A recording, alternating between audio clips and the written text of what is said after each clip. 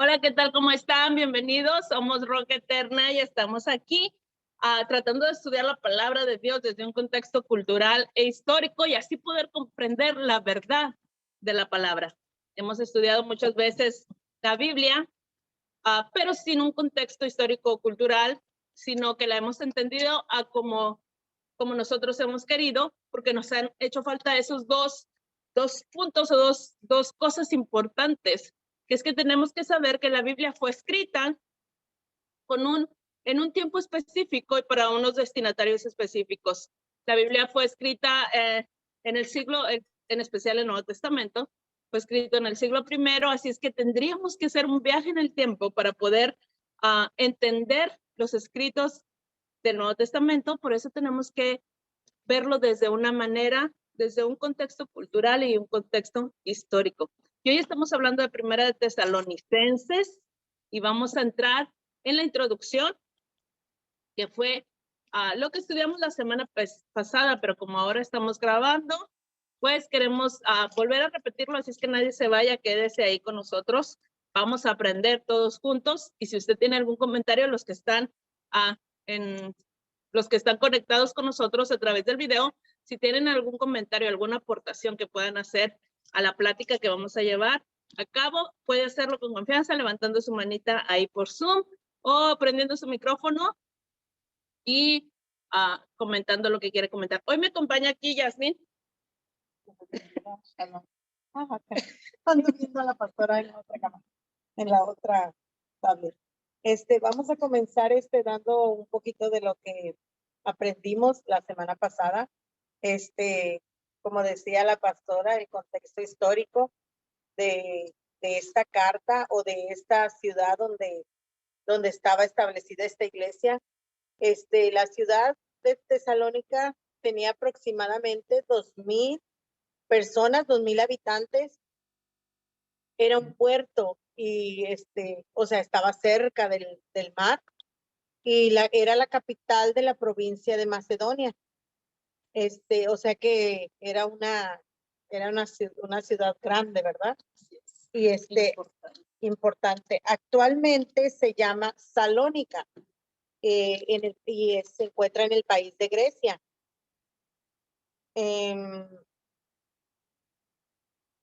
Fue escrita por Pablo. Pablo fue el que la escribió aproximadamente en el año 51 y en su segundo viaje misionero, la escribe en Corinto. Escribe desde Corinto, ese es un dato muy importante, los datos que acaba de dar Yasmin en este momento son importantísimos de que usted los tenga anotados, de que usted sepa de lo que estamos hablando. Las cartas se escribieron con un motivo específico. En este caso, las cartas que Pablo escribió fueron dirigidas a personas específicas con un propósito y nuestro deber es tratar de entender el propósito del escritor. Recuerde, hay unas, no sé si traigas por ahí el papelito que usamos, Yasmin, hay unas cosas que siempre debemos recordar, que siempre debemos tener en cuenta para poder entender la Biblia. Una de ellas es, ¿quién escribió lo que yo estoy leyendo? Como ya sabemos, el escritor de Primera de Tesalonicenses fue Pablo. Los que están aquí tenemos gente que ya ha venido aquí a Roca Eterna a aprender también, así es que ayúdenme. ¿Quién escribió la carta de Tesalonicenses? Pablo. Y la fecha, lo acaba de mencionar Yasmin. Ustedes que están detrás de la pantalla ya deben de saberlo, la fecha en la que fue escrita Primera de Tesalonicenses fue aproximadamente en el año 51. En el año 51 después del Mesías o después de Cristo. ¿A quién va dirigida lo que yo estoy leyendo? El punto número 3. ¿A quién va dirigida esta carta? Tesalónica. A los tesalonicenses, los que vivían en la ciudad de Tesalónica. Así es que Tesalónica está ubicado en lo que hoy es el país de Grecia, muy, muy lejos de Jerusalén. En aquel entonces no había aviones, en aquel entonces no había carro. Lo que había era a caballo, o a camello, o a burro, o a pie. Así es que, o barco. Barco ya era algo así de la high class. Así es que para llegar desde Jerusalén hasta Tesalónica sí se llevaba mucho tiempo, porque no era tan fácil viajar, no existían las comodidades que hoy existen, así es que debemos de tener eso en cuenta, que fue escrita y dirigida para los que vivían en Tesalónica, pero no para toda la ciudad de Tesalónica. Yasmín dijo un punto muy importante que fue cuántos habitantes había en Tesalónica en el siglo I. Y la cantidad aproximada es de 200,000 habitantes. 200,000 habitantes, una ciudad grande. Y la carta fue escrita para aquellos que habían creído el mensaje de Pablo. No para toda la ciudad no conocía a Pablo, no había internet, no había televisión, así es que era imposible que toda la ciudad de Tesalónica, los 200,000 habitantes, conocieran a Pablo, pero sí lo conocieron aquellos que habían creído en su mensaje, a los que él les predicó, que fueron a los que estaban en la sinagoga de Tesalónica. Así es que para ellos iba dirigida esta carta. Las circunstancias que sucedían en la vida del autor al momento que escribía la carta y lo que sucedía en la vida de a los cuales estaba dirigida la carta. Ese es un punto muy importante. ¿Qué estaba sucediendo en Tesalónica cuando Pablo escribió la carta? ¿Y qué estaba sucediendo en la vida de Pablo cuando él escribió la carta? Es el punto número 5. El número 6 es tratar de entender la escritura de acuerdo como lo harían las personas de ese tiempo. Estos 6 puntos que nosotros tenemos aquí, no sé si se alcanzan a ver, hermano, por ahí, por favor, acérquelo. Creo que no se alcanza a ver, pero está bien. Más hacia atrás, para que todos se alcancen a ver. Y si no, si usted quiere un papelito de esos, déjenoslo saber. Nos ha ayudado a nosotros a entender la escritura de una manera diferente, con el verdadero mensaje que fue escrito y poder sacar un mensaje para nosotros hoy en día. Para nosotros entender lo que sucedía en Tesalónica o en la vida de los tesalonicenses, hay que saber cómo es que llegó Pablo hacia esa ciudad. Hay muchos datos que tenemos que conocer de la ciudad y de la vida de Pablo. Pero uno de los datos de la ciudad que quiero que recordemos es que era una ciudad politeísta. ¿Qué quiere decir politeísta? Que creía en muchos dioses, exactamente. En la ciudad de Tesalónica se adoraban muchos tipos de dioses. Entre ellos, ya lo mencionamos la semana pasada, Afrodita, Demeter, Zeus, que Zeus es muy conocido por películas o cosas así, hasta en caricaturas de los niños sale.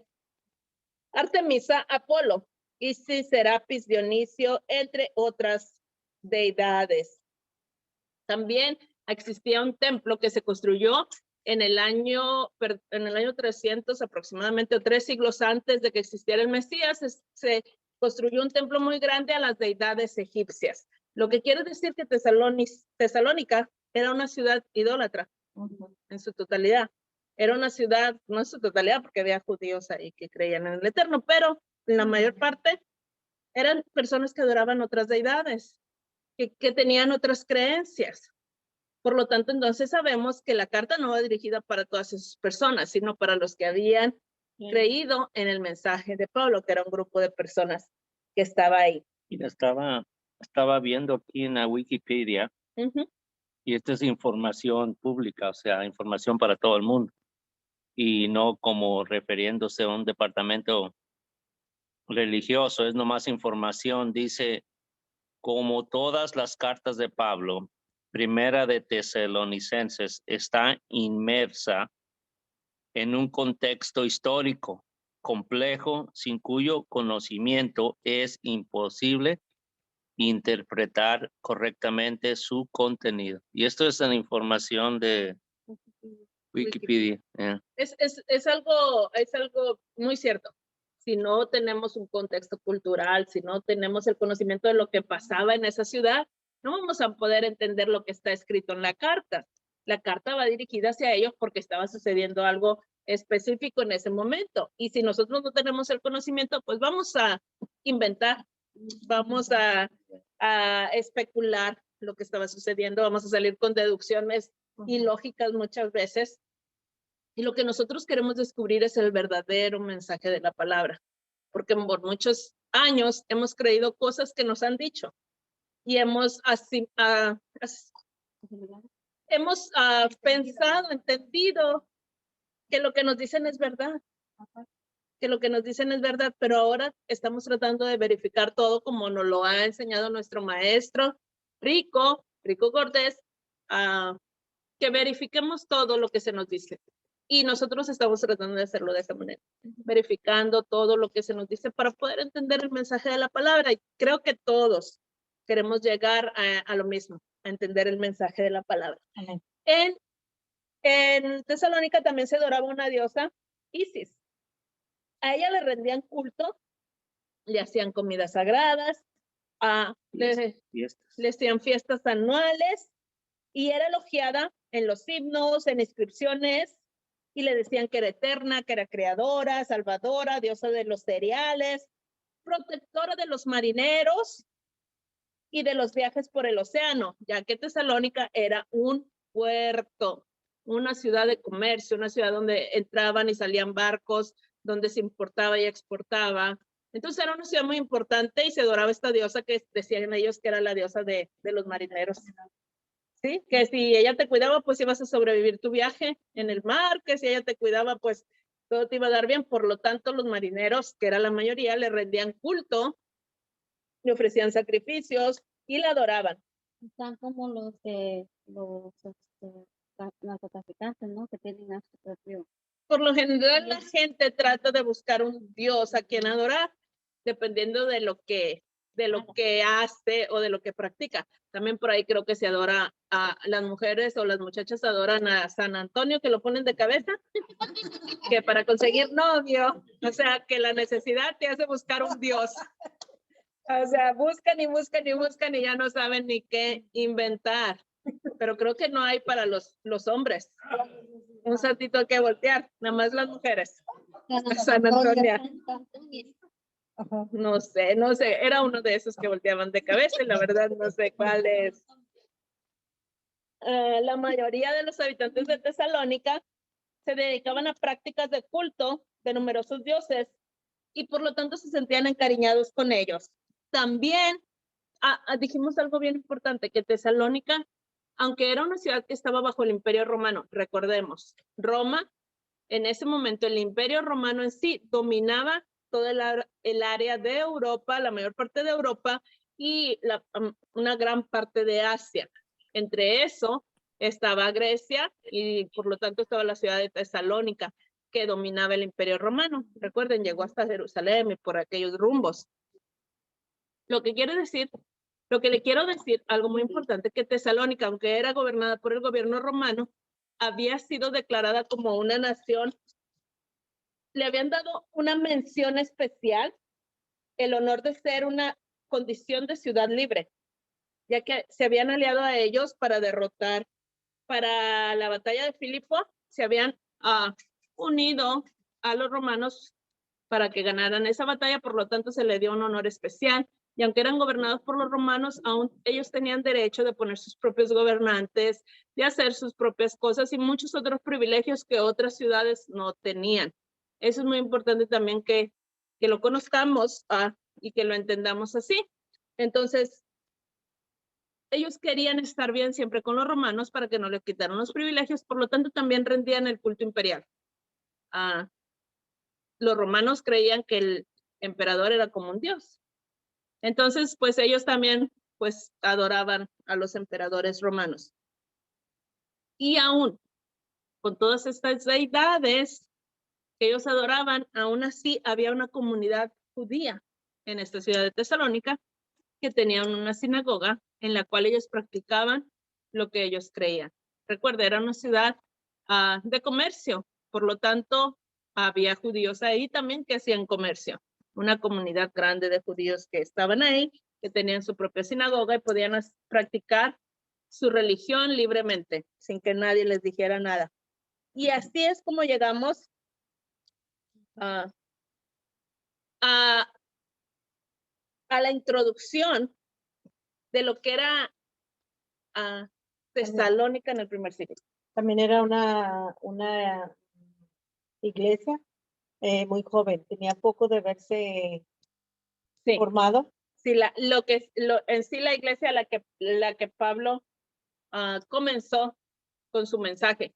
Para eso vamos a leer Hechos 17, lo vamos a leer otra vez. Yo sé que lo leímos la semana pasada, pero para entender lo que estaba sucediendo en Tesalónica, lo vamos a leer nuevamente. Hechos 17. Y algunos de ustedes, yo sé que se lo perdieron la semana pasada porque se nos cortaba la transmisión, pero esta vez quiero decirle que el pastor dijo, ya no se nos puede cortar la transmisión. Vamos a comprar la membresía para darle así de corrido. Así es que hoy tenemos la membresía y vamos a seguir sin ningún corto, sin ninguna interrupción. Usted tiene su Biblia. Vayamos a Hechos capítulo 17. Yo tengo 3 Biblias, como ya se lo había dicho la semana pasada. Esta es la versión, es la misma Biblia. No puedo decir tengo 3 Biblias diferentes, es la misma Biblia, diferente versión. Eso tenemos que tenerlo en claro. Las versiones simplemente son, ninguna de ellas es perfecta, pero nos ayudan a entender lo que es la palabra mejor cuando leemos en diferentes versiones. Todas por lo regular tienen algún error. Entonces vamos a Hechos. Si alguien tiene alguna aportación que hacer, antes de entrar al capítulo 1 de Tesalonicenses, tenemos que saber cómo Pablo llegó a Tesalónica. ¿Cómo llegó ahí? ¿Por qué llegó a Tesalónica? ¿Por qué les escribe lo que les está escribiendo? Para eso tenemos que leer Hechos y ahí vamos a encontrar cómo llegó Pablo a la ciudad de Tesalónica y qué fue lo que sucedió en Tesalónica, que lo hizo ir a Corinto y ahí escribir la carta a los tesalonicenses. Hechos capítulo 17 y lo voy a leer en la versión israelita nazarena. Tengo aquí la Reina Valera y la Nueva Traducción Viviente, así es que voy a cambiar de versión un poquito para que sea un poquito más entendible para todos nosotros y podamos agarrar el mensaje.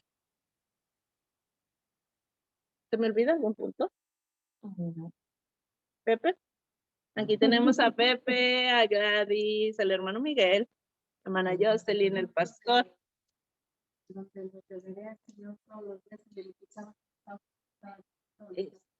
Sí, eso lo vamos a leer ahorita, pero qué bueno que lo tienes anotado, porque todo esto lo que le estamos hablando hoy ya estaba estudiado desde la semana pasada.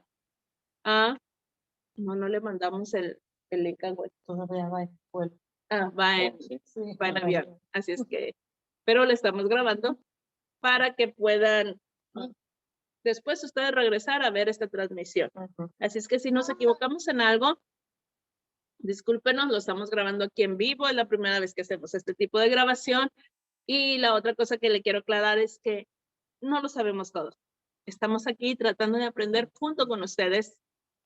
Quizás alguna vez nos vamos a equivocar en alguna cita o en alguna palabra, o quizás vamos a tener algún concepto equivocado, pero para eso veremos todos los miércoles también a estudiar con nuestro maestro Rico y aprender más de la palabra. Y si alguna vez nos equivocamos, estamos dispuestos a corregirlo, así como él nos ha enseñado, ya que no somos perfectos y no lo sabemos todo, estamos aprendiendo y vamos a seguir aprendiendo por muchos, muchos años, ya que la palabra de Dios es infinita en riqueza de conocimiento. Así es que si usted ve este video, no crea que somos la sabelo todo, porque no lo somos. Hechos 17 para entender por qué Pablo llegó a Tesalónica. Dice así: después de atravesar por Anfípolis, que era una ciudad, y por Apolonia, que era otra ciudad, llegaron a Tesalónica, donde había una sinagoga de los judíos.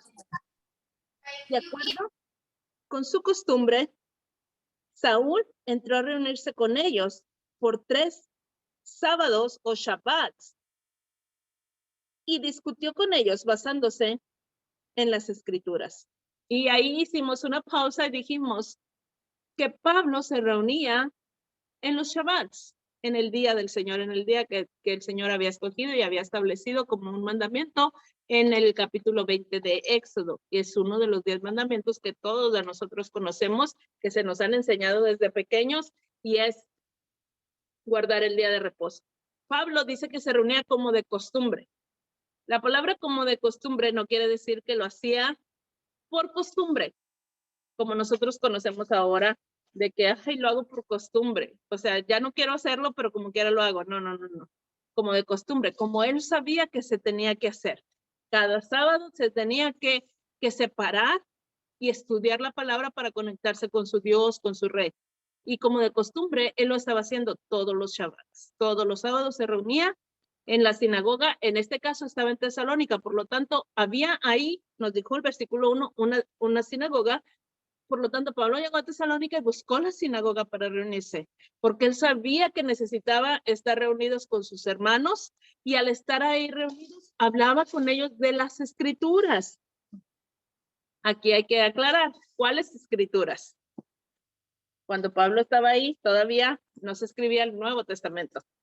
Creo que si acaso había escrito la carta a los Gálatas, que fue una de las que se cree que escribió primero, porque Tesalonicenses los escribió, fue la tercera y la cuarta carta que le escribió. Así es que en realidad no estaba formado el Nuevo Testamento, los evangelios no se habían escrito aún, son más tardíos que la carta a los tesalonicenses.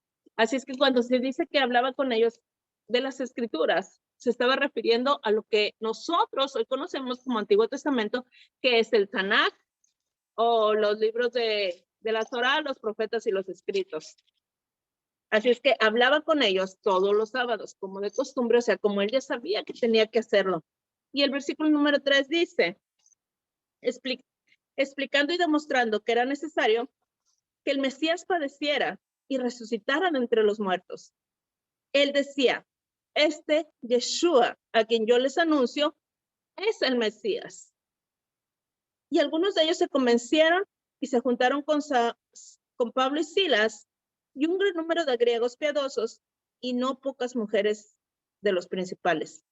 El mensaje de Pablo era Jesús o Yeshua es el Mesías.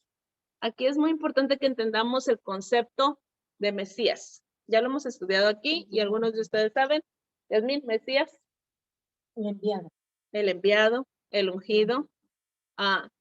Y estaban esperando en el primer siglo, los judíos esperaban un Mesías.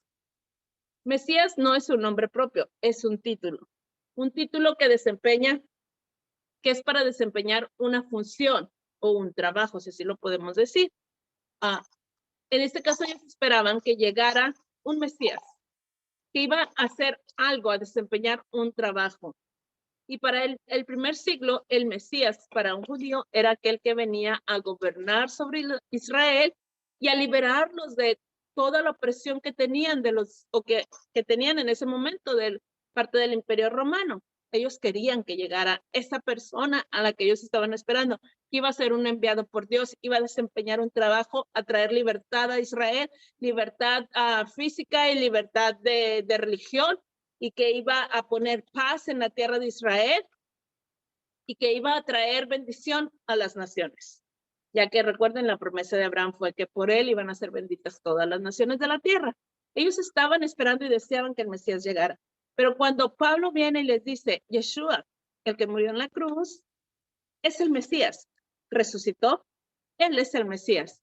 Algunos no le creyeron. Porque dijeron, murió en la cruz, no puede ser el Mesías. Y algunos dijeron, creemos lo que tú estás diciendo. Estos son los que sí creyeron, y los que no creyeron son los que estaban congregados en la sinagoga. Acuérdense, la carta no fue para todo Tesalónica, fue para el grupo que se congregaba en la sinagoga y que habían creído el mensaje de Pablo. Dice también que creyeron algunos griegos piadosos. También ahí hicimos una aclaración. Piadoso, significa uno que es temeroso de Dios. Por lo tanto, si eres temeroso de Dios, es uno que está guardando los mandamientos, que cree en la Torah, que cree lo que los judíos hacen y cómo se comportan, y ellos también lo hacen así, y creen en el Eterno y adoran al Eterno. Por lo tanto, uno piadoso es alguien que es temeroso de Dios, y por lo tanto trata de cumplir Torah en su vida. Estos griegos se habían acercado a la sinagoga y se congregaban como cada Shabbat para adorar al Eterno, para adorar a Elohim. Por lo tanto, la mayoría de los griegos creyeron, un gran número de griegos piadosos, o sea, que estaban ahí en la sinagoga, creyeron, y también muchas mujeres de los principales esposos de personas importantes. Entonces, versículo 5, los judíos se pusieron celosos, los que no habían creído. Los que no habían creído se pusieron celosos y tomaron de la calle a algunos hombres perversos y formaron una turba alborotando la ciudad, asaltando la casa de Jasón, de Jasón, procuraban sacarlos al pueblo. ¿Qué es lo que pasó aquí? Los que se pusieron celosos, mire hasta dónde llegan los celos. Una persona celosa es capaz de hacer cualquier cosa, dicen por ahí. Y creo que sí, porque estos celos, siempre pensamos en celos de pareja, pero aquí había unos celos en contra de Pablo, ya que él estaba predicando un mensaje que ellos no compartían, que ellos no habían creído, y muchos sí le estaban creyendo a Pablo. Entonces se despertó en ellos un celo. ¿Y qué hicieron? Se van a la plaza y juntan gente de la plaza y les dicen, vamos en contra de Pablo, armen un alboroto, vayamos a la casa de Jasón o de Jasón, saquémoslo. ¿Y para qué? Para apedrearlo quizás, para llevarlo a prisión, para que deje de predicar eso que está hablando. Y fueron a la casa de Jasón, el versículo 6. Como no los encontraron, arrastraron a Jasón o a Jasón, a algunos hermanos ante los gobernantes de la ciudad, gritando, estos que trastornan al mundo entero también han venido acá. Y Jasón los ha recibido. Ellos decían esto. Jasón los ha recibido. Todos estos actúan en contra de los decretos de César, diciendo que hay otro rey, Yeshua. El pueblo y los gobernantes se preocuparon al oír estas cosas. ¿Sabe usted que estas no eran acusaciones cualquiera? Esto era rebelión en contra del gobierno romano.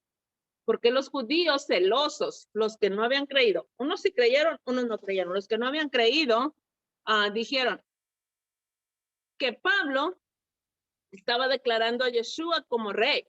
Por lo tanto, eso estaba en contra del gobierno romano y era digno de muerte porque era rebelión en contra del gobierno.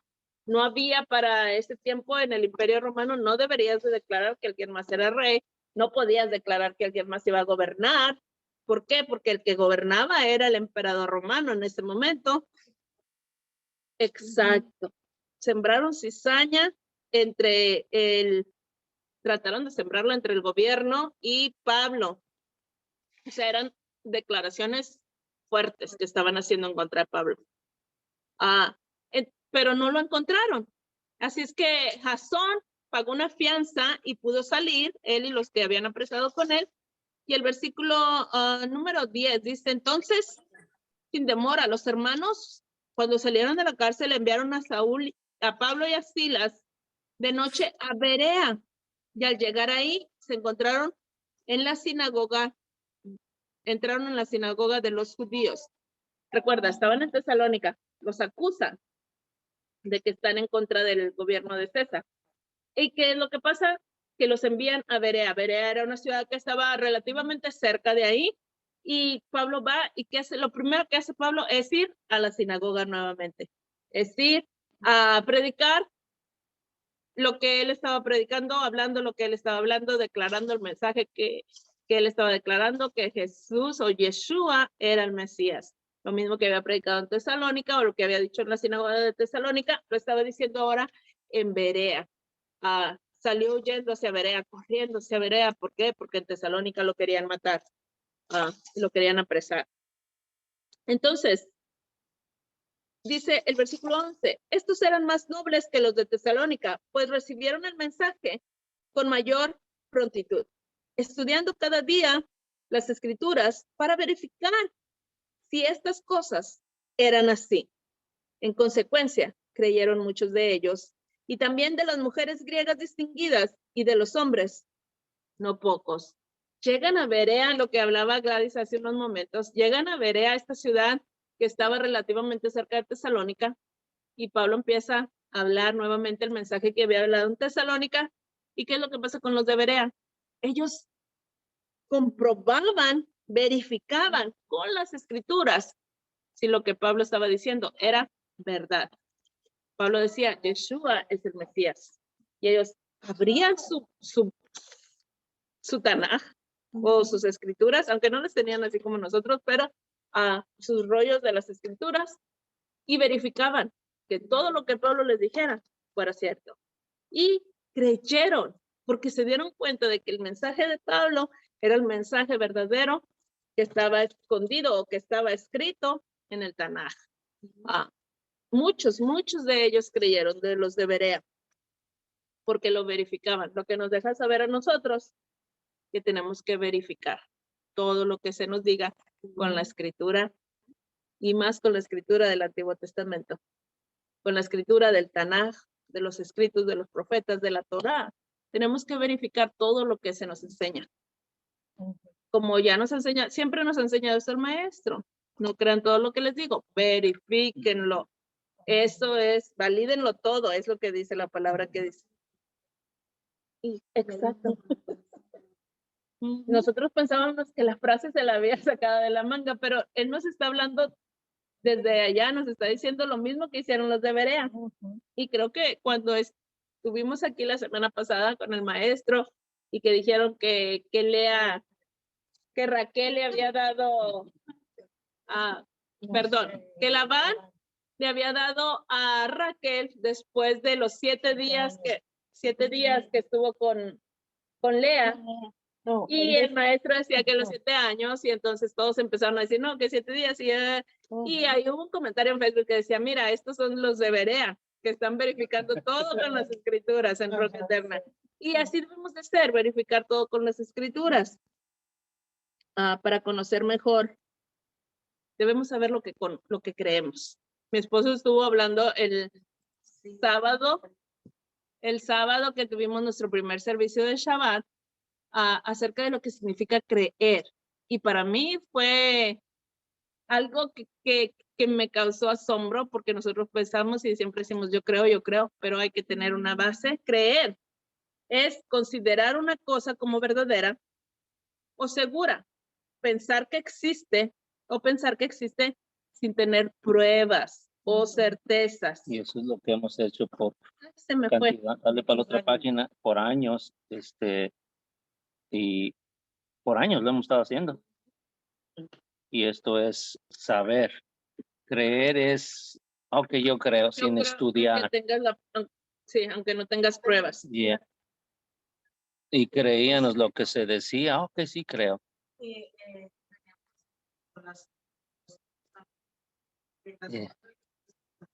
Creen sin estudiar. Creen sin estudiar.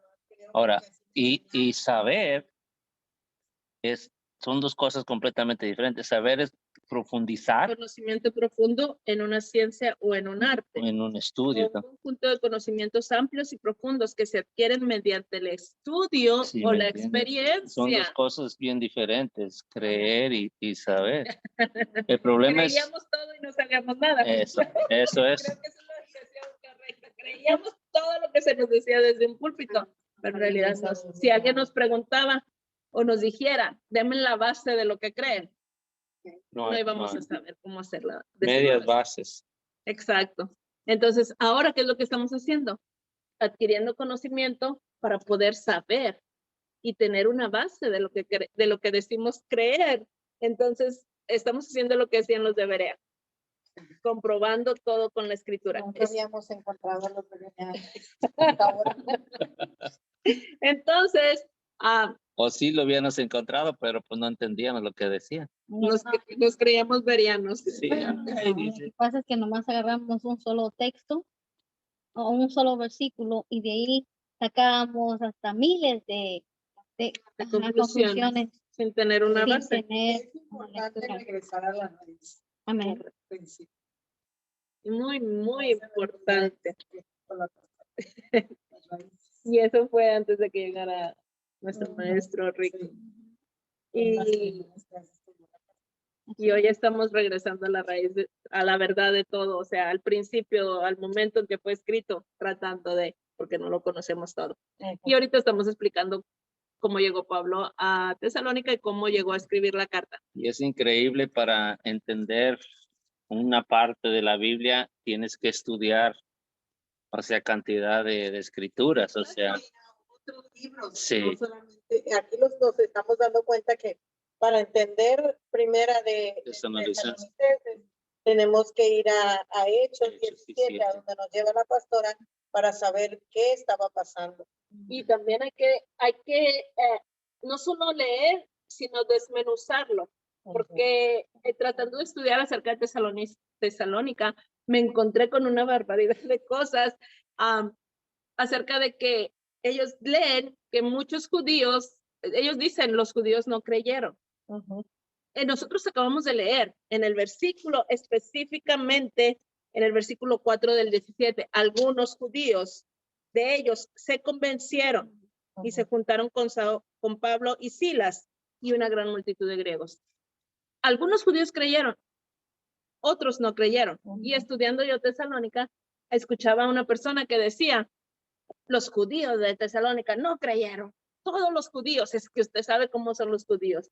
Y sembrando un antisemitismo, un odio en contra de los judíos. Explica qué significa antisemitismo. El antisemitismo es el odio en contra de los judíos, ya que vienen de la raíz de los semitas, de Sem. Y últimamente se les denomina así el odio solamente en contra de los judíos, aunque debería de ser en contra de todos los.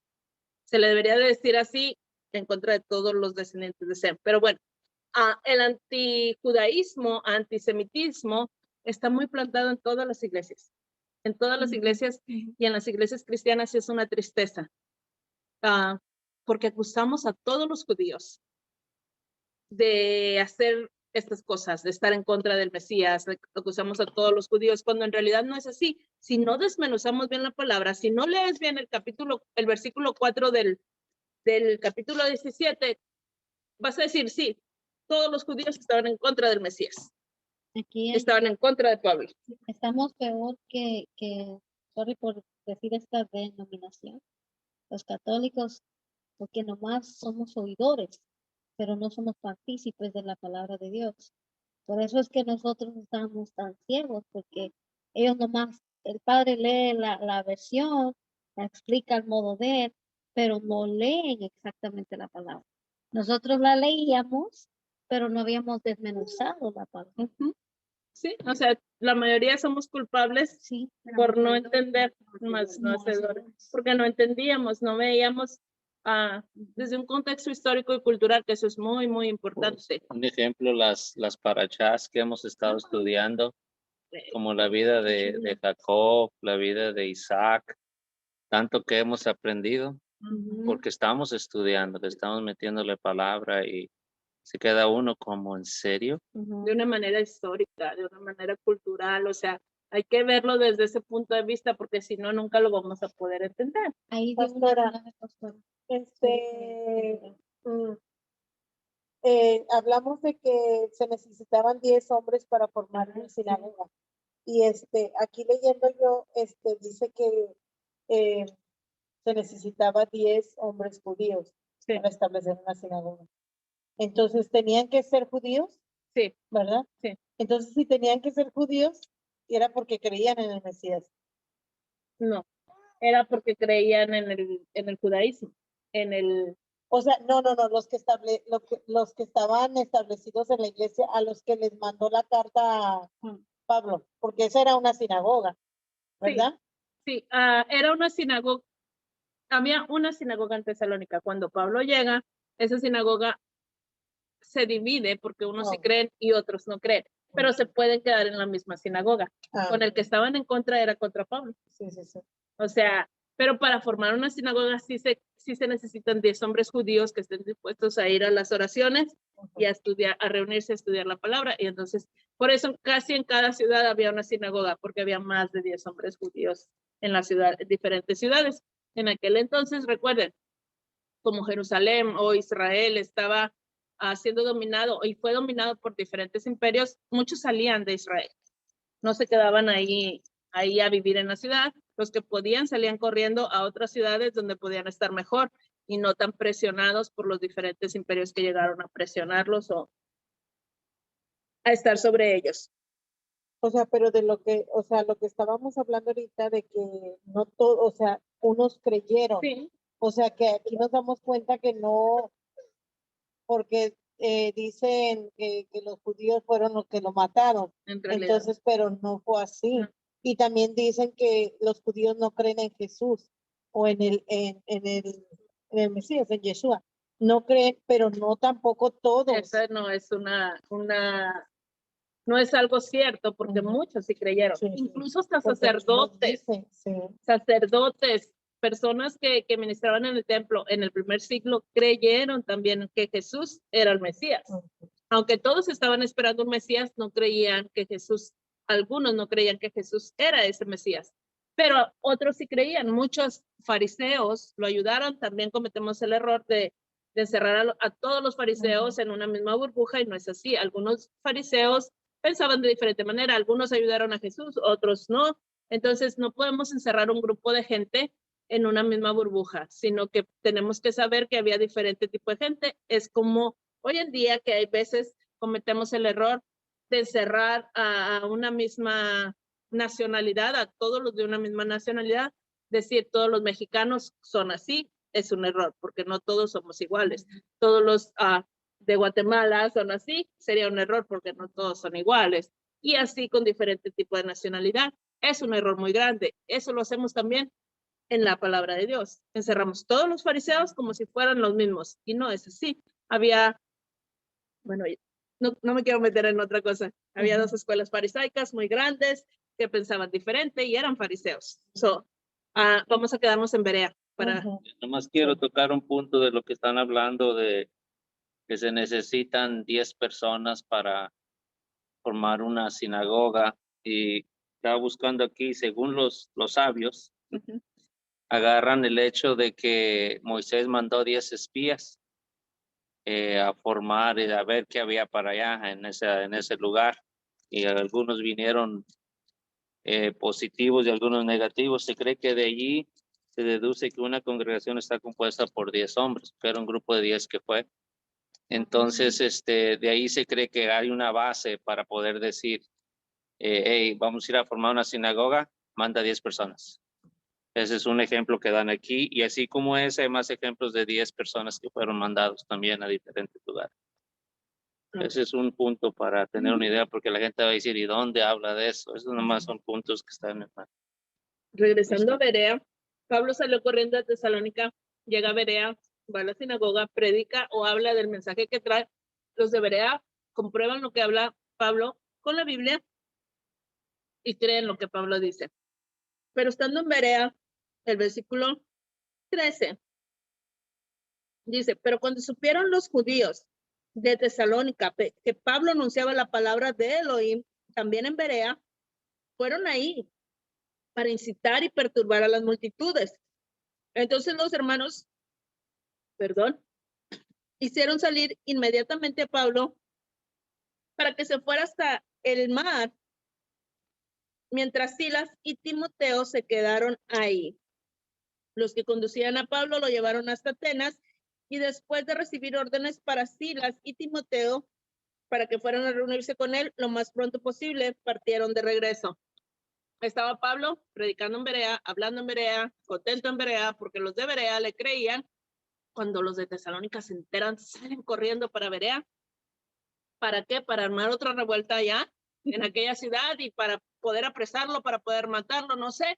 Salen corriendo en su contra, y cuando se enteran, oh, vienen los de Tesalónica en contra de Pablo. No, echa a Pablo y mándalo a Atenas. Y echan a Pablo y lo mandan para Atenas, que era una ciudad que estaba hacia el sur, más lejos.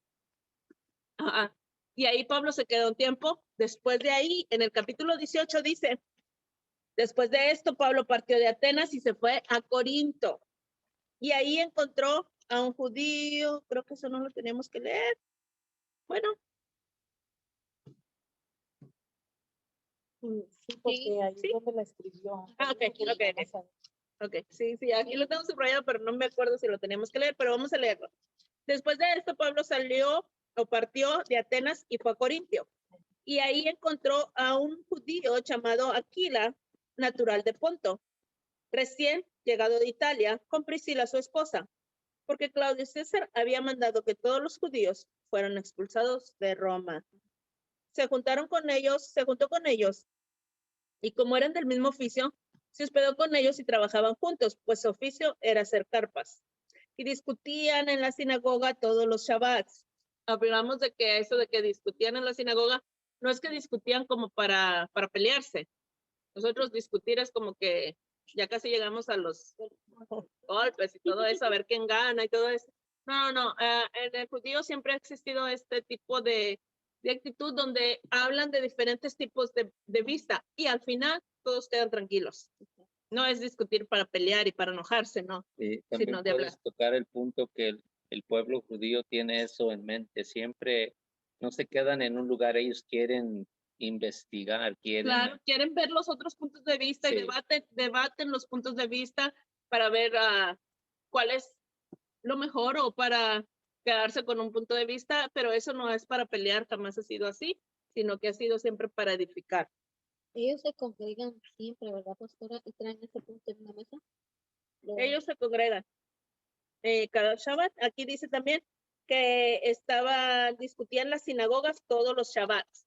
Pablo se reunía en Shabbat. Después de haber resucitado el Mesías, Pablo se reunía en Shabbat, no por obligación, no porque costumbre de lo tengo que hacer, no. Porque él sabía, no, o sea, estaba establecido en la Torá que el día de reposo es el Shabbat. Como nosotros. Sí, exacto. Era algo normal para él, era algo normal. Aquellos que dicen que ya no se deberían de reunir los Shabbat, pues déjeme decirle que estamos equivocados porque la Biblia nos comprueba que Pablo, después de haber resucitado al Mesías, inclusive el capítulo 17 que acabamos de leer y el 18, fueron escritos en el año 5. Estos acontecimientos sucedieron en el año 51. ¿Hace cuánto que había resucitado el Mesías? Como casi 20 años. 20 años. Acerca de 20 años que había resucitado el Mesías. 20 años son muchos. Y Pablo se seguía reuniendo en Shabbat. O sea, no podemos sacarle la vuelta. Los apóstoles, los discípulos del Mesías, los discípulos de Pablo, se seguían reuniendo en Shabbat, en las sinagogas. Seguían cumpliendo las fiestas y seguían amando la Torah. Así es que dice, y persuadía a los judíos y griegos. Cuando Silas y Timoteo llegaron a Macedonia, Saúl se dedicaba exclusivamente al mensaje, testificando a los judíos que Yeshua era el Mesías. Ese era el mensaje de Pablo en ese momento, en esos lugares. Pero como ellos lo contradecían y blasfemaban, sacudió sus vestidos y les dijo que su sangre recaiga sobre sus propias cabezas. Y yo no tengo la culpa. De aquí en adelante me iré a los gentiles. ¿A quiénes está hablando ahí? ¿En qué ciudad estaba? No, ya ves, en Corinto. Nosotros tomamos este versículo para aplicárselo a todos los judíos del mundo. El cristianismo, nosotros no. El cristianismo. Para aplicárselo a todos los judíos del mundo. Pero en realidad le estaba hablando a los de Corintio, los que no, ¿a quién? A los que no estaban escuchando su mensaje y estaban blasfemando. Cuando lo escuchaban hablar, a ellos les estaba diciendo, yo no tengo la culpa, de aquí en adelante miré a los gentiles que su sangre recaiga sobre su propia cabeza. No era un mensaje para todo el mundo, era un mensaje para esas personas de esa ciudad que estaban haciendo esas cosas. ¿Qué hacían? Blasfemaban. Y se trasladó de ahí y entró a la casa de un hombre llamado Tito Justo, quien era respetuoso de Yahweh y cuya casa estaba junto a la sinagoga. Hasta ahí llegamos ese día y hasta ahí vamos a llegar hoy. Lo que quiere decir que Pablo viajó en su segundo viaje misionero a la ciudad de Tesalónica. De Tesalónica lo querían matar, corrió a Berea. En Tesalónica, regreso a Tesalónica, algunos judíos creyeron en él. Si quieres mostrar el mapa, creo que sería más fácil. ¿En dónde se quedó el último? ¿En Corintios? Sí, ahí lo muestra, ahí te muestra, en uno de los mapas que mostraste la semana pasada, si le das más para arribita. Aquí tenemos, bueno, no me ve el dedo, ¿verdad? Y yo lo sigo. Aquí está Tesalónica. Ahí usted puede ver dónde está Tesalónica y puede ver dónde está Berea. Salió corriendo Berea y bajó hasta Atenas. Ahí está Atenas. De Atenas se fue a Corinto. Está cerquita, ¿sí? Ahí, Corinto y Atenas están cercas, pero Berea y Atenas no lo están. Ya que Winterfell dice, no. Eran ciudades relativamente cercas, pero de Berea a Atenas sí era una distancia muy grande. Ese fue el recorrido que hizo Pablo simplemente en estos 2 capítulos. En estos 2 capítulos hizo ese recorrido porque los de Tesalónica lo persiguieron a Berea, de Berea salió yendo a Atenas, de Atenas fue a Corintio, y en Corintio escribe la carta a los tesalonicenses. Y vamos ahora a Primera de Tesalonicenses. Wow. Muchas veces hemos leído la Biblia entera, pero nunca conectamos Hechos, capítulo 17, con Primera de Tesalonicenses. Nunca sabemos que lo que está escrito ahí es la introducción total al libro de Tesalonicenses. Podemos leer la Biblia y no hacer las conexiones correctas, y eso nos quita un poquito de agarrar el mensaje correcto. La Biblia está llena como de conexiones. Recuerden, el libro de Hechos abarca un periodo desde que el Mesías resucitó, que fue aproximadamente en el año 30, hasta el año 70, si no me equivoco. Abarca un gran periodo de tiempo,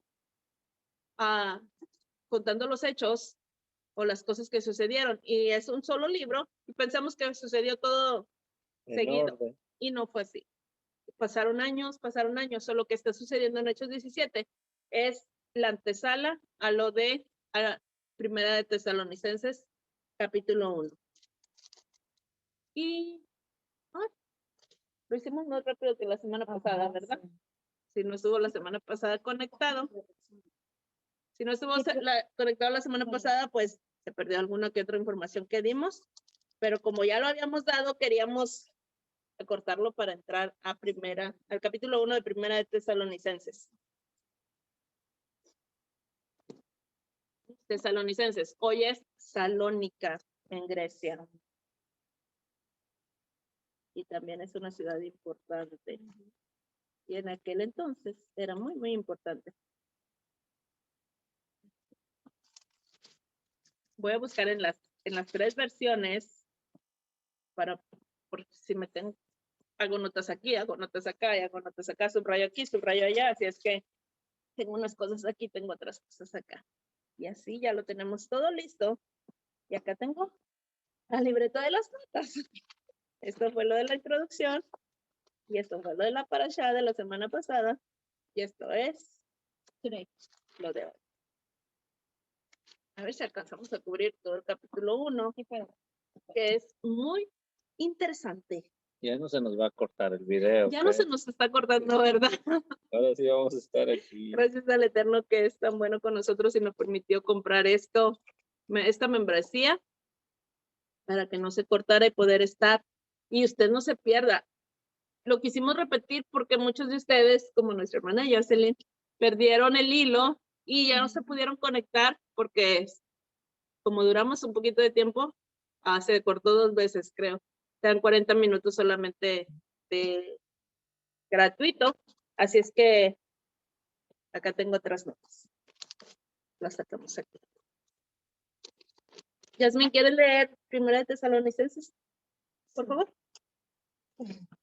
Gracias, tomo un poquito de té.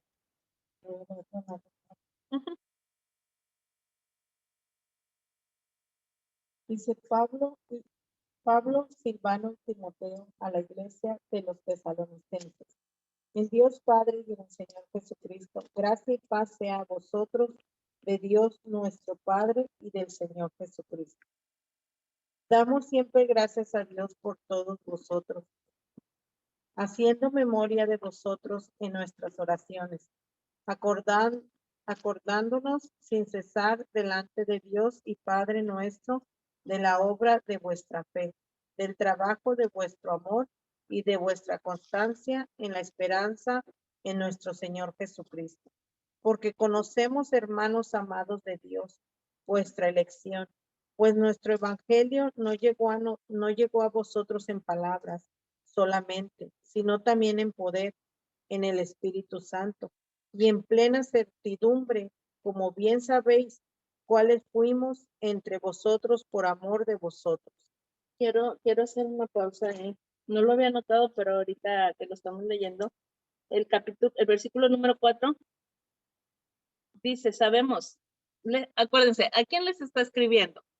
A los que habían creído en el mensaje de él, que eran judíos y griegos piadosos. Lo leímos en Hechos capítulo 17. Griegos piadosos, lo que quiere decir que eran griegos temerosos de Dios. Lo que quiere decir que eran personas que cumplían con los mandamientos del Eterno, que seguían Torah, que estaban dispuestos a honrar al Eterno y que estaban apartados para el Eterno. Eran un pueblo ya santo, porque se apartaron hacia el Eterno. Entonces les dice en el versículo 4, sabemos, amados hermanos, que Dios los ama y los ha elegido para que sean su pueblo. Esto, ¿cuándo los eligió para que sean su pueblo? Esa es la pregunta. ¿Cuándo los eligió? Los eligió desde Éxodo, capítulo 19. ¿Y quieren que leamos Éxodo? Vamos Pero a es leer. que uno tiene nuestra mente está en el Nuevo Testamento. No hay nada en el Nuevo Testamento que no tenga algo que ver con el Antiguo O Testamento. sea, si yo leo esto, bueno, pues me eligió a mí, o sea, como cristiano en el Nuevo Testamento. ¿Sí me entiendes? Es lo que yo pienso, mi mente, porque está en el Nuevo Testamento. Pero en realidad, Allí no estaba el Nuevo Testamento. Porque como que leemos pensando que nos los escribieron a nosotros, pastor. Esa es la cosa, y no todo. Y no, esto no está escrito a nosotros, no. Esto está escrito a los de Tesalónica. ¿Y a quiénes de Tesalónica? A judíos y griegos piadosos. O sea, griegos que creían en el Eterno, griegos que 19. Del versículo 3. Éxodo 19, del 3 al que pasó. Del 3 al 8. Aquí yo lo tengo subrayado. Si lo quieres leer, Jasmine, por favor. Entonces Moisés subió al monte para presentarse delante de Dios. El Señor lo llamó desde el monte y le dijo, comunica estas instrucciones a la familia de Jacob, anúncialas a los descendientes de Israel. Ustedes vieron lo que hice con los egipcios, saben cómo los llevé a ustedes sobre alas de águila y los traje hacia mí. Ahora bien, si me obedecen y cumplen mi pacto, ustedes serán mi tesoro especial entre todas las naciones de la tierra, porque toda la tierra me pertenece. Ustedes serán mi reino de sacerdotes, mi nación santa. Este es el mensaje que debes transmitir a los hijos de Israel. Hasta ahí vamos a leer. Los eligió para que fueran su especial tesoro, una nación santa, para que lo representen a él en esta tierra. Él eligió a los descendientes de Jacob o de Israel para que fueran sus representantes aquí en la tierra, para que fueran para él como un reino de sacerdotes, mi nación santa. Este es el mensaje que debes de transmitir a los hijos de Israel. Todo israelita conoce, sabe que Dios los eligió. Dios los eligió desde el libro de Éxodo. Hay algo, se cree, bueno, no se cree, no sé cómo elaborarlo. No, es mucha información. Cuando Dios creó al hombre, Él hizo una elección. Él eligió a la humanidad para que fueran aquí en la tierra sus reyes y sus sacerdotes. Y Adán fue el primero en ser elegido, en ser formado. Pero a causa del pecado y de la desobediencia, del rechazo hacia el Eterno, Dios ya no tenía más que ciertas personas elegidas.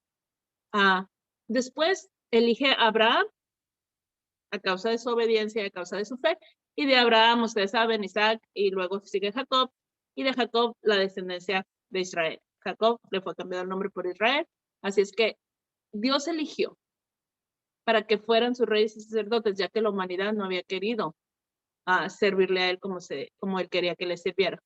Entonces, todo israelita sabe que son elegidos por Dios para que sean una nación santa, reyes y sacerdotes. Aquí les está escribiendo Pablo, un judío, a otros judíos. Les está diciendo, ustedes saben, hermanos, que Dios los ama y los ha elegido para que sean su pueblo. ¿Qué quiere decir? ¿Qué encierra esto? Ustedes saben que Dios los ama y los ha elegido para que sean una nación santa. Una nación santa. ¿Qué es ser santo? No me quiero salir del tema, pero hay conceptos que tenemos que conocer, que tenemos que saber para poder entender la palabra. Si no conocemos qué es ser santo, porque santo, todos tenemos una definición diferente de lo que es ser santo. Quizás para uno ser santo es no ponerte maquillaje, que hoy traigo maquillaje. Quizás para otros ser santo es no cortar del cabello, quizás para otros ser santo es esto, aquello. Todos tenemos diferente definición de lo que significa la santidad, pero debemos de ir a lo que dice la Biblia. Y lo que dice en el lenguaje hebreo, lo que es santidad. Hace algunos meses hacia atrás, estudiamos acerca de lo que era el concepto de santidad. Y hoy no lo traigo aquí, así es que se lo voy a decir de memoria, y como lo recuerdo, quizás alguna de ustedes traiga sus notas. Es que yo creo que me gasto una libreta por mes. Entonces no puedo andar cargando todas las libretas porque anoto. Y cuando viene el maestro, yo anoto 5 o 6 páginas, si no está más. Cada vez que tenemos clase con nuestra maestra también Lisa, o cuando el profesor predica, que anoto algunas cosas. Y cuando yo estudio en casa, sí anoto, mi amor. Nada más que ella me dijo, no anotes. Y cuando estoy en casa, sí lo tienes. Ay, qué bueno. Así es que ya nos va a ayudar. Santidad. Todo aquello que nos acerca más a Dios. Santidad. Santidad en su etimología hebrea quiere decir separado, apartado. Kadosh, Kadosh, separado. Ay, Kadosh. Kadosh, separado o apartado. ¿Apartado de qué? De las otras naciones. Lo que les está diciendo Dios en Éxodo 19 es, ustedes van a ser una nación apartada de las otras naciones. No van a hacer lo que las otras naciones hacen. Es por eso que les da la ley. ¿Para qué? Para que se dirijan como Él lo estableció y no como las otras naciones se dirigen o viven.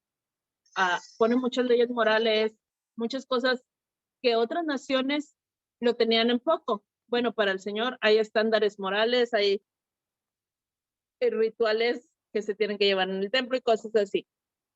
La palabra santa es apartado, separado para el Eterno. La manera de cómo podemos vivir separados o apartados o santos es cuando andamos en sus mandamientos. Así es que es importante que cumplamos con los mandamientos del Eterno. Aquí les está diciendo Pablo a los tesalonicenses, a los judíos y a aquellos griegos que habían creído también. Dice, sabemos, amados hermanos, que Dios los ama y los ha elegido para que sean su pueblo.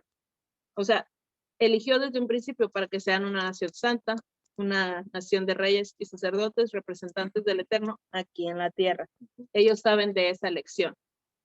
Saben y conocen de esa elección, por lo tanto, lo que les está escribiendo no es nada nuevo. Y como decía mi esposo, creo que alguna de ustedes comentó, nosotros creemos que nos ha elegido a nosotros, así como, o que Dios elige por dedo. Voy a elegir a este. Voy a elegir a aquel. No, Él ha elegido para que sean reyes y sacerdotes y nación santa a aquellos que obedecen su Torah, aquellos que obedecen sus mandamientos. Para que nosotros seamos esa nación santa, tenemos que empezar a obedecer los mandamientos del Eterno. Sigamos leyendo, dice, dice el 5. Bueno, vamos a leer el 5, porque me perdí un poquito cuando dijimos esto de que los ha elegido. Dice desde el 4. Desde el 4. Sabemos, amados hermanos, que Dios los ama y los ha elegido para que sean su pueblo. Pues cuando les llevamos la buena noticia, no fue solo con palabras, sino también con poder, porque el Espíritu Santo les dio plena certeza de que lo que decíamos era verdad. Y ya saben de nuestra preocupación por ustedes, por la forma en que nos comportamos entre ustedes. Así que recibieron el mensaje con la alegría del Espíritu Santo. A pesar del gran sufrimiento que les trajo, de este modo nos imitaron a nosotros y también al Señor. Como resultado, han llegado a ser un ejemplo para todos los creyentes de Grecia, es decir, por toda Macedonia y Acaya. Y ahora la palabra del Señor está siendo anunciada, partiendo de ustedes a gente de todas partes, aún más allá de Macedonia y Acaya. Pues a donde quiera que vamos, encontramos personas que nos hablan de la fe que ustedes tienen en Dios. No hace falta que se le mencione, que la mencionemos, pues no dejan de hablar de la maravillosa bienvenida que ustedes nos dieron y de cómo se apartaron de los ídolos para servir al Dios vivo y verdadero. También comentan cómo ustedes esperan con ansia la venida desde el cielo del Hijo de Dios, Jesús, a quien Dios levantó de los muertos. Él es quien nos rescató de los horrores del juicio venidero. Y usted dirá, ay, qué bonita escritura. Pero ¿qué encierra todo esto? Yo creo que me pasé toda la tarde estudiando solamente el versículo número 10 y no acabé de estudiarlo, así es que hoy le voy a entregar un poquito de lo que estudié del versículo número 10, pero antes quiero que notemos que Pablo les dice a los tesalonicenses, ustedes vieron cómo nos comportamos con ustedes y de este modo ustedes nos imitan a nosotros y también al Señor. Pablo está diciendo que los de Tesalónica lo han imitado a él en su comportamiento. Y de esta manera están imitando también a Yeshua, al Mesías. ¿Qué es lo que quiere decir? Que Pablo se comportaba como el Mesías se comportaba. ¿Y qué era lo que hacía el Mesías cuando andaba aquí en la tierra? Cumplir Torah. Porque él dijo, yo no he venido a abolir la Torah, a abolir la ley, sino he venido a cumplirla. He venido y la Torah habla de mí. Y para él ser calificado como Mesías, tenía que ser un hombre íntegro en los mandamientos, un hombre fiel al Eterno. Si él rompía Torah, si él rompía los mandamientos, eso automáticamente lo descalificaría como el Mesías esperado, como nosotros ahora lo conocemos, como el Cristo, como el Mesías, lo descalificaría totalmente si él rompía los mandamientos. Entonces, Pablo les dice a los de Tesalónica, ustedes andan imitándonos a nosotros como nosotros les enseñamos, y nosotros hemos imitado al maestro, y el maestro ha sido una persona perfecta, una persona santa, una persona que guarda Torah, que es apartado con los mandamientos del Eterno. Por lo tanto, el Mesías, perdón, Yeshua, practicaba Torah, obedecía mandamientos. Pablo, que era imitador del Mesías, practicaba Torah y obedecía mandamientos. Y ahora los de Tesalónica, que eran imitadores de Pablo, practicaban Torah y obedecían mandamientos. Y ahora nosotros, que estamos en este tiempo, debemos de ser imitadores de los de Tesalónica, de Pablo, por lo tanto, del Mesías.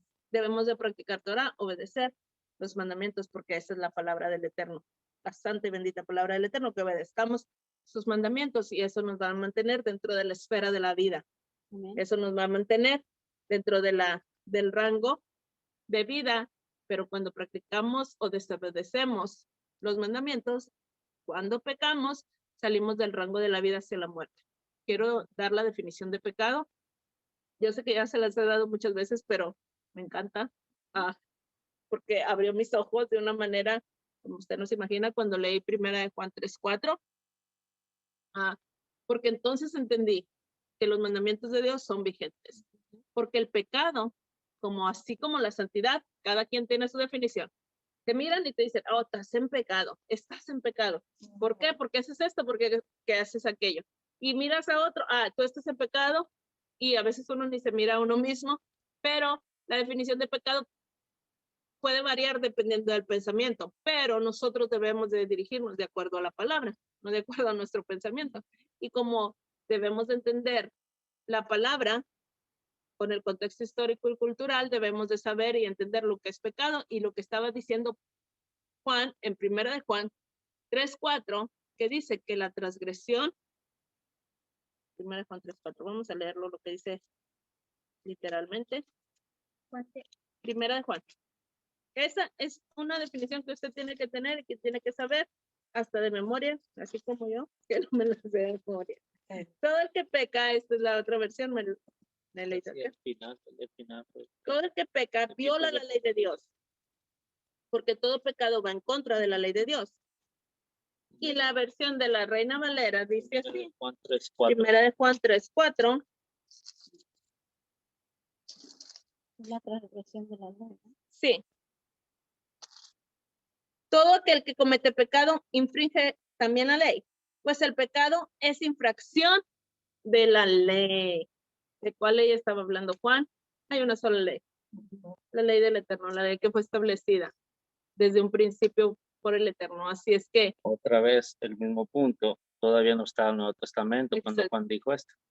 exacto. O sea, Ya había algunas cartas escritas, Quiero ver pero cuándo se no eran de conocimiento totalmente no público. estaba organizado. No estaba organizado el Nuevo Testamento, aunque Juan fue uno de los últimos escritores Sí. de lo que conocemos nosotros como el Nuevo Testamento, fue uno de los que escribió al final. Todavía no estaba organizado todas las cartas de Pablo, así como las conocemos, o los evangelios, y no todos sabían que Pablo había escrito aquí, que Pablo había escrito allá. Recordemos que Juan estuvo en una isla como prisionero. Entonces, de la ley que habla aquí Juan es de la ley divina, de la ley de Dios. Todo pecado es la transgresión a la ley. ¿Cómo voy a saber yo que estoy pecando? Pues cuando conozco los mandamientos del Eterno. Es la única manera como voy a saber que yo estoy pecando, infringiendo la ley. Cuando empiezo a conocer los mandamientos del Eterno, lo que Él me dice que haga y lo que no haga, y lo que está vigente y lo que se puede hacer el día de hoy. Así es que el pecado es la transgresión de la ley. Regresemos a 1 Tesalonicenses, que no sé cómo llegué al pecado, pero llegué. Ok. Porque debemos de seguir Torah, es porque debemos seguir el ejemplo de Pablo y el ejemplo del Mesías, que es obedecer los mandamientos del Eterno. Y también eso fue algo que me causó, que me resaltó cuando estaba leyendo. Y en el versículo que yo me quedé por toda la tarde, fue el versículo 10, que dice, y esperar de los cielos a su Hijo, el cual resucitó de los muertos, a Yeshua, quien nos libra de la ira venidera. Pablo empieza esta carta saludando a los tesalonicenses, diciéndole, oh, les saludo yo, Pablo, ¿cómo están? Ustedes han sido fieles, ustedes han estado bien, están siguiendo mi ejemplo que yo les di, ustedes saben que yo los amo. Él les empieza diciendo cosas bonitas, ya que los de la iglesia de Tesalónica, pues estaban siguiendo el ejemplo que Pablo les había dado. Y Pablo les había amado mucho, y escribió esta carta desde Corintio, que fue aproximadamente, dicen algunos, que de 3 a 6 meses después de que había visitado la ciudad de Tesalónica, que había salido huyendo a Berea y después a Atenas.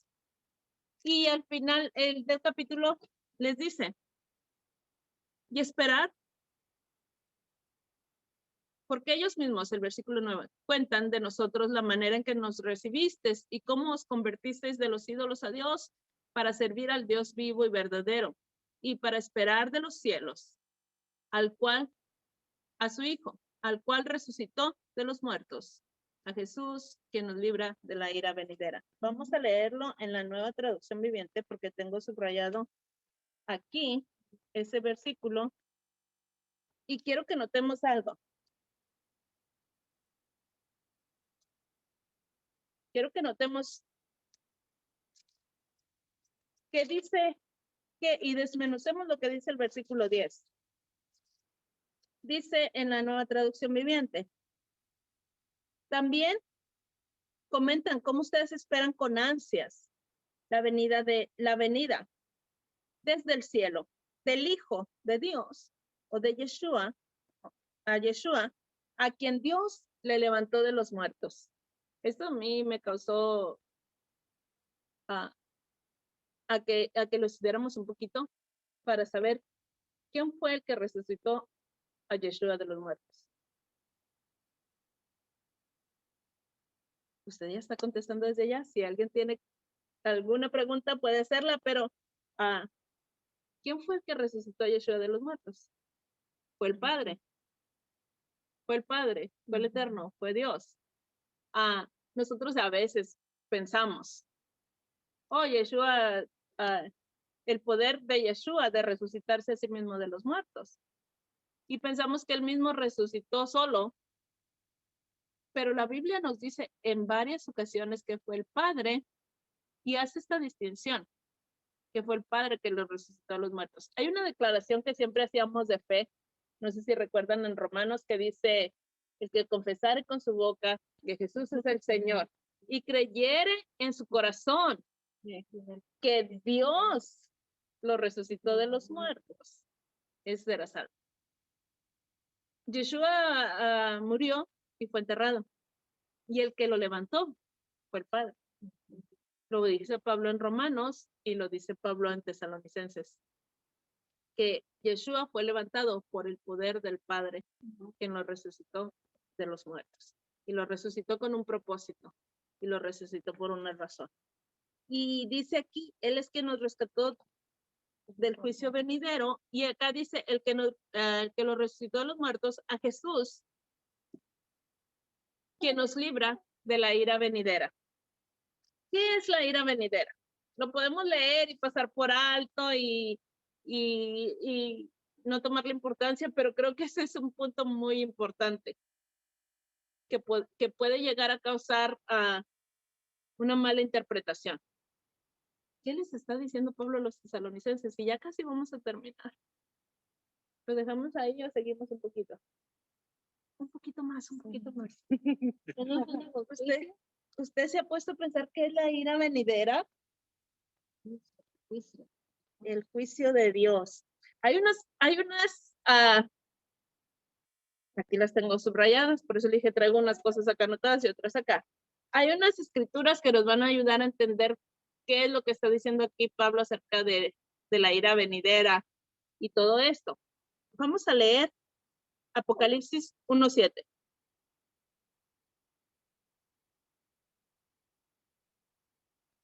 Si alguien tiene una pregunta de los que están detrás de la pantalla, creo que estoy hablando mucho. Apocalipsis 1:7. Y si alguien quiere aportar algo a lo que estamos hablando, ahorita llegamos al punto de decir qué es la ira venidera. Muchos tenemos conceptos diferentes, pero vamos a hablarlo de acuerdo a lo que dice la Biblia. Apocalipsis 1:7 dice, miren, Él viene en las nubes del cielo y todos lo verán, incluso aquellos que lo traspasaron. Todas las naciones del mundo se lamentarán por Él. Sí, amén. ¿De qué nos está hablando aquí? ¿De quién es el que viene y quién es el que todo ojo lo va a ver? De la segunda venida del Mesías, ¿no? Así es, correcto. Es la venida del Mesías, la venida de Yeshua. Ese es uno de los versículos. Estamos hablando de la venida del Mesías. Vamos a leer Hebreos 9:28. Que nos ayudan a entender qué es la ira venidera o de lo que está hablando Pablo ahí. 9:28 de Hebreos, que dice, así también, Cristo fue ofrecido una sola vez y para siempre a fin de quitar los pecados de muchas personas. Cristo vendrá otra vez, o el Mesías vendrá otra vez, no para ocuparse de nuestros pecados, sino para traer salvación a todos los que esperan con anhelo su venida. ¿De qué estamos hablando aquí? De la venida del Mesías. Y esto todo está conectado con este versículo.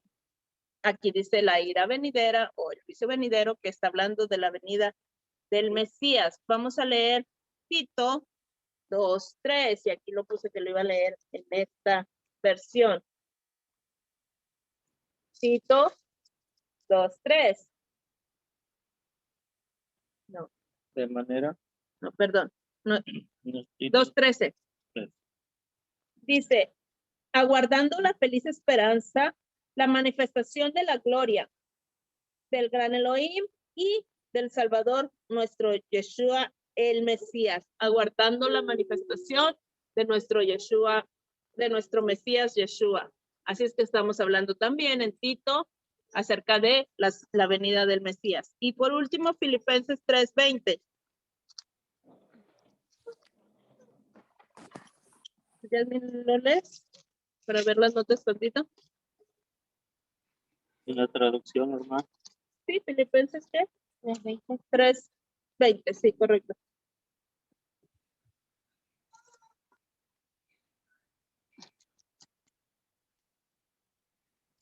Filipenses 3:20.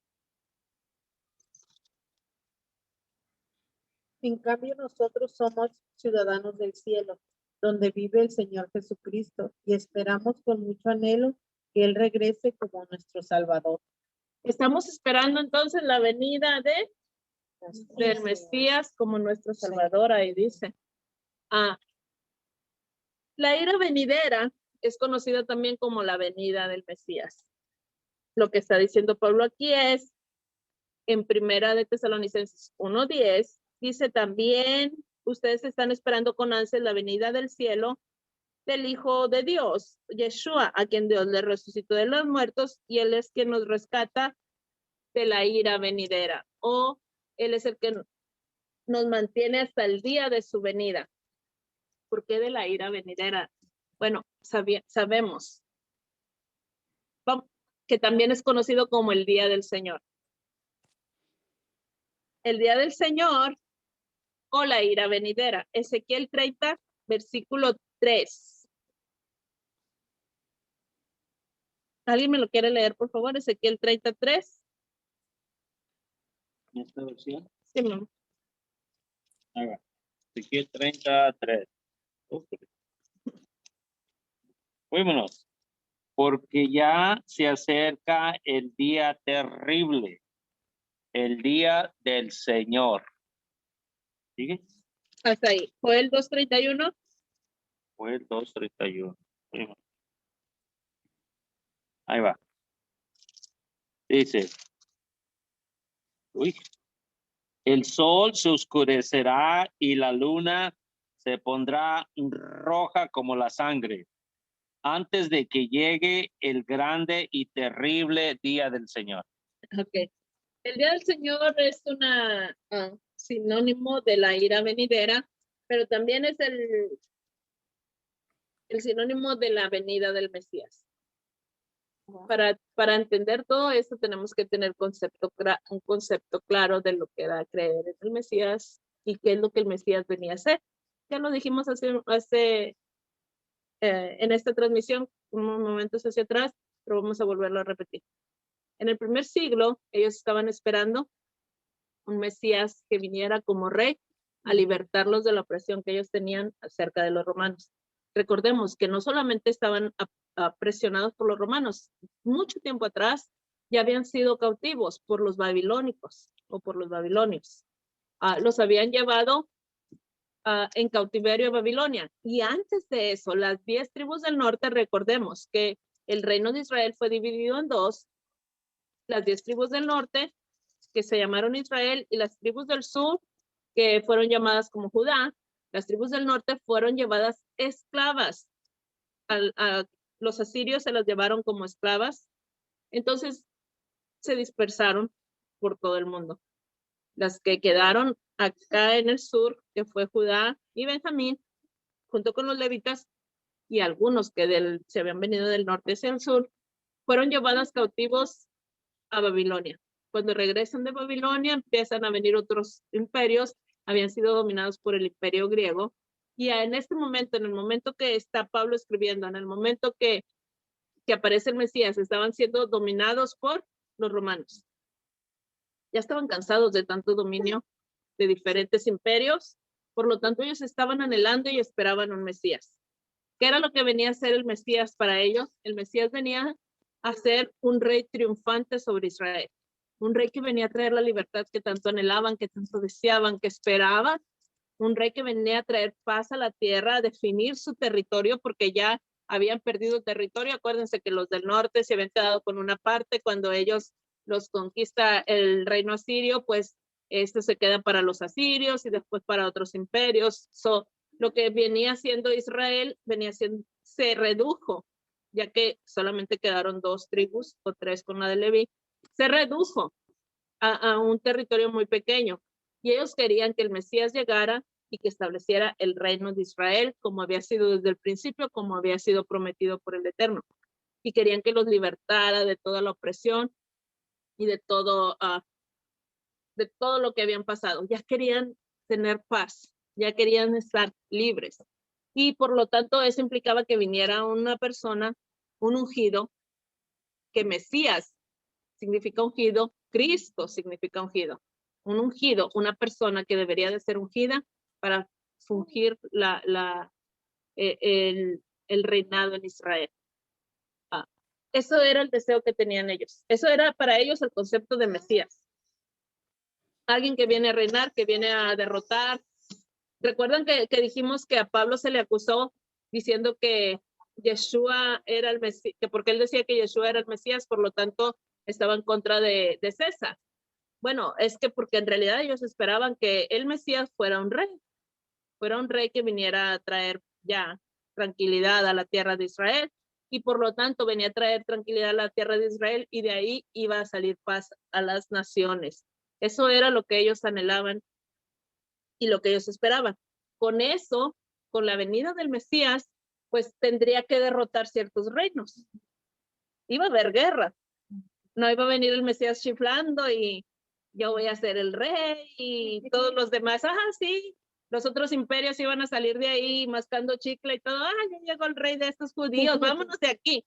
No, implicaba guerra, pelea, muerte. Por eso Caifás dijo, es mejor que maten uno y no todo el pueblo. Exacto, era mejor que muriera para ellos, era mejor que muriera Yeshua, a que no el imperio romano destruyera a todos los judíos que estaban ahí en ese momento. Entonces, implicaba un día terrible, porque vienes y para establecer tu reino, y en aquel entonces, así era, o sea, era guerra. La Biblia habla de muchas y muchas guerras, de muchos pleitos, de muchas matanzas. En aquel día, para establecer tu territorio, era pelea, era total guerra, derramar sangre. Entonces, lo que ellos decían, viene el día del Señor, va a venir el Mesías, y como lo va a mandar el Eterno, va a venir ungido, el Eterno va a estar a su favor. Ellos sabían que cuando el Eterno estaba a favor de ellos, sucedían cosas maravillosas. Tenían el Tanaj como prueba de todos los milagros que habían sucedido en Israel y cómo ellos fueron conquistando naciones cuando estaban en obediencia, y cómo fueron, ganaban, inclusive con muy poquitos hombres. Ganaban a un ejército grande, y sucedían cosas maravillosas. Y cuando tocaron con las vasijas, que le pusieron una lumbre adentro y tocaron, y el pueblo se destruyó solo, o sea, era juicio para las demás naciones, y iba a ser libertad para ellos. Por eso el día del Señor iba a ser algo terrible. Iba a ser algo terrible para las naciones. Para las naciones. ¿Por qué? Porque iban a ser destruidas. Sí, su reino, o sea, sálganse de aquí corriendo, porque, o sea, no iba a ser que porque sí se iban a salir, o sea, era guerra. Era guerra, aunque ellos decían, bueno, puede que ganemos la guerra así como la ganaron en la antigüedad nuestros antepasados, con tocar algo, con gritar cuando se cayeron los muros de Jericó. Puede que ganemos la guerra así, pero de que van a ser destruidos, nosotros van a ser destruidos. Van a ser destruidos. Va a ser el día de la ira del Señor. Una predicación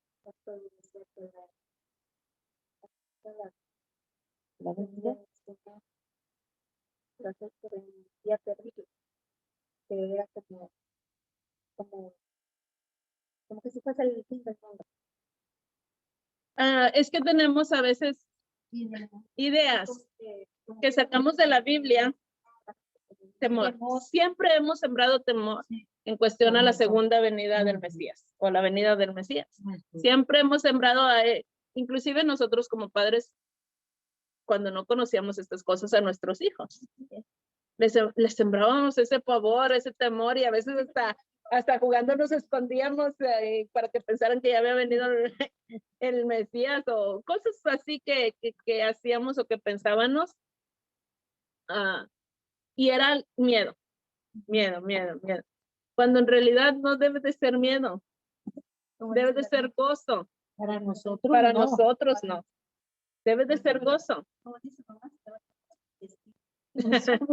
O sea, el día del Señor viene, el día en que el Mesías va a venir a establecer su reino, Elohim va a establecer su reino a través del Mesías. Ese es el día del Señor.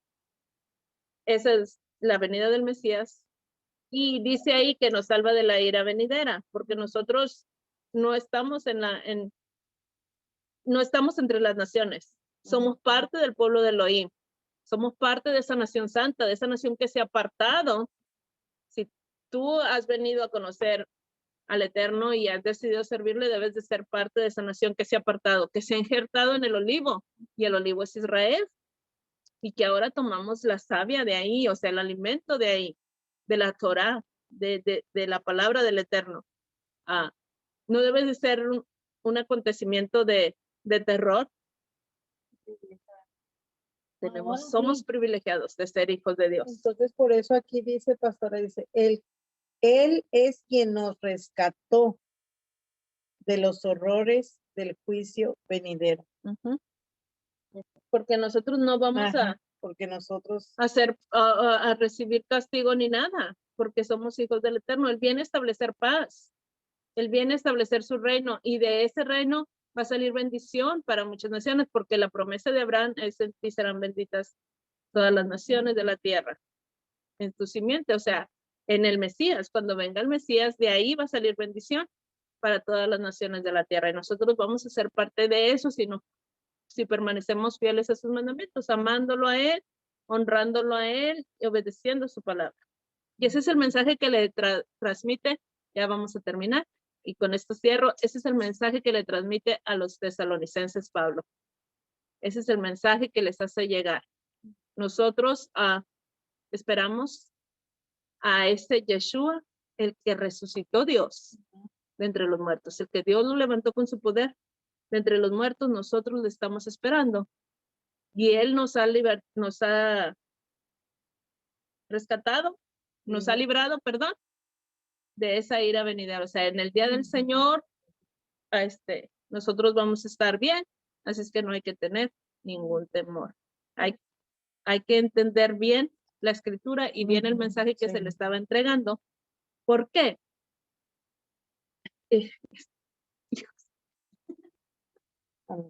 ¿Por qué? Porque ellos pensaban, y voy a cerrar con esto para que usted regrese la próxima semana. Ellos pensaban que la venida del Señor era inminente, era ya, en ese momento. Y si el Mesías venía en ese momento, regresaba del cielo porque ya había ascendido a los cielos. En ese momento el Imperio Romano era tan grande, que para derrotar al Imperio Romano tenía que derrotar muchas ciudades. Mucho territorio para derrotar al imperio, porque el imperio no se iba a salir de Jerusalén nada más porque el Mesías había llegado, sino que tenía que derrotarlo. Entonces hubiera sido algo tremendo, algo. Pues aún Pablo lo dijo y todos los que estamos vivos. Y vamos a llegar a eso en Primera de Tesalonicenses. Pablo pensaba que el Mesías regresaba ya. ¿Y por qué le digo esto? Porque durante la carta vamos a ver que ellos pensaban que el Mesías regresaba ya y ellos estaban preocupados. Por eso Pablo les está escribiendo esto, porque ellos estaban preocupados porque no regresaba el Mesías y muchos estaban muriendo en la iglesia de Tesalónica. Entonces, él quería que no perdieran la esperanza. Y regrese la próxima semana para que sepa la continuación de la carta a los tesalonicenses. Bendiciones a todos. Nos despedimos desde aquí de Roca Eterna. Vamos a parar el recording. Vamos a parar si quieres pausarle la grabación por si alguien tiene una pregunta, ya no se va a grabar. Así es que ya puede puede hacerla. Y shalom a todos. Dale un segundito, todavía no haga sus preguntas. Yo sé que ustedes tienen muchísimas preguntas.